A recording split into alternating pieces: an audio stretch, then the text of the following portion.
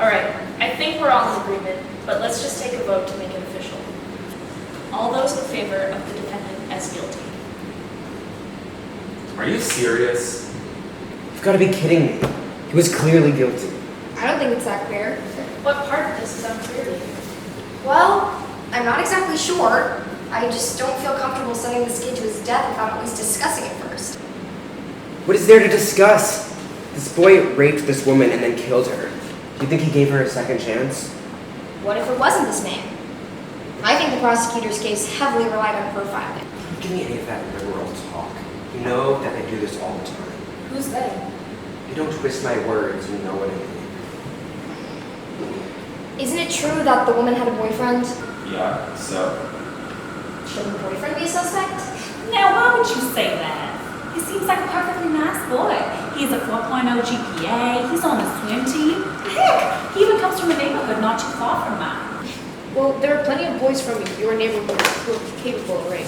Oh, now, I'm not so sure of that. Rape isn't much of an issue where I'm from. Most of the time, there's any sort of misunderstanding. It's all because some silly Susie decides to wear a short skirt to church. I'm telling you, the women today will wear anything to get attention from a man. That's right. And that's exactly why we must protect our southern women from this type of man that would take advantage of them. Just because a woman wears shorts doesn't mean she deserves to be taken advantage of. And I don't think that a woman needs your protection, sir.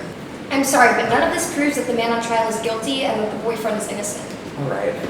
Let's cut the nonsense and just be realistic. This boy was born on the wrong side of the tracks and has had immature and childish models his entire life. His entire life, he aspires to be a real man, and the best way he can think of doing that is by forcing himself on one of our women.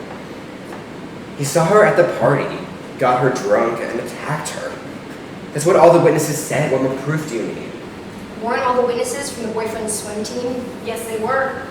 Is it not a possibility that they lied in order to protect their team? You have no proof of this.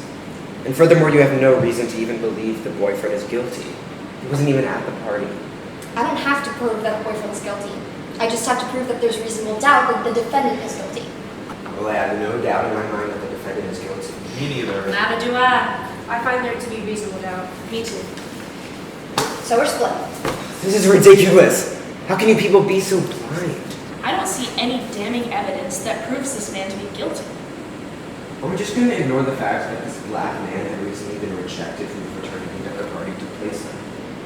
What does that prove? It proves that he has no clue about the natural order of things. He can't accept the way the world works. This fraternity has never accepted men of his kind, and he must have been furious. He's had to find a way to let his anger out. Wait a second. Wasn't this an exclusive fraternity? Yes, it is. I was part of it when I was in college. It's almost impossible to get into this frat. It made all the girls want us and all the guys want to be us even more. So how exclusive were the parties? Very exclusive. Almost impossible to get into. Unless you didn't invite from a fraternity brother. So how could someone recently rejected from a fraternity get in?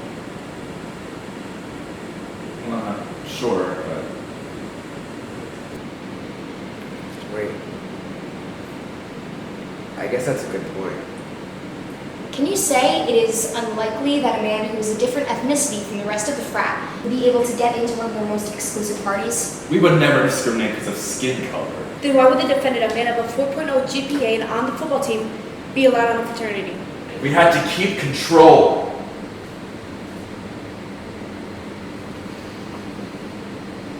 Alright, let's do one more vote. Everyone who believes there is a reasonable doubt, raise your hands.